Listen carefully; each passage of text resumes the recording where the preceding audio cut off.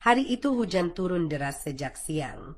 Angin kencang menyapu jendela, dan udara rumah terasa dingin.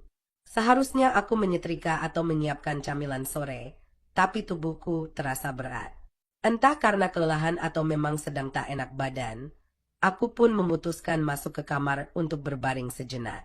Aku tinggal di rumah ini hanya berdua dengan ayah mertuaku, Pak Ferry.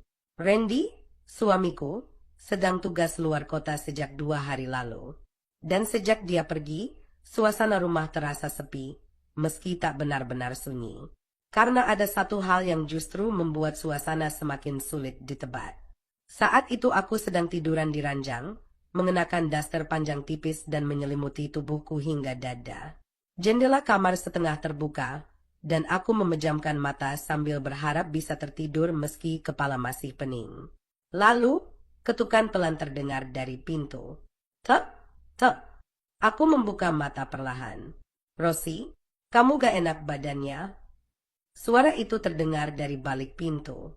Suara yang familiar. Hangat, tapi sekarang justru membuatku tegang. Papa bikinin teh jahe. Boleh papa masuk? Sesaat aku ragu menjawab, tapi aku tahu menolaknya akan terasa tak sopan. Iya, Pak. Silakan, jawabku pelan sambil cepat-cepat duduk dan merapikan rambut. Pintu terbuka perlahan. Di tangannya ada cangkir kecil, dengan uap hangat mengepul ke udara. Ia melangkah masuk pelan, matanya hanya tertuju pada cangkir, bukan padaku.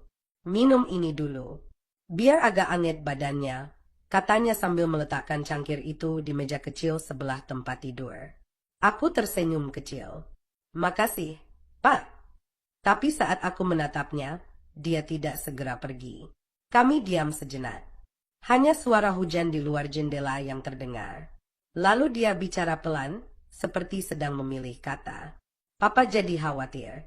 Rumah segini sepi, kamu sendiri di kamar, lagi gak enak badan. Aku mengangguk, menunduk.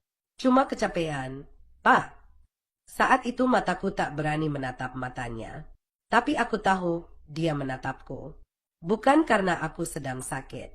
Bukan karena kasihan.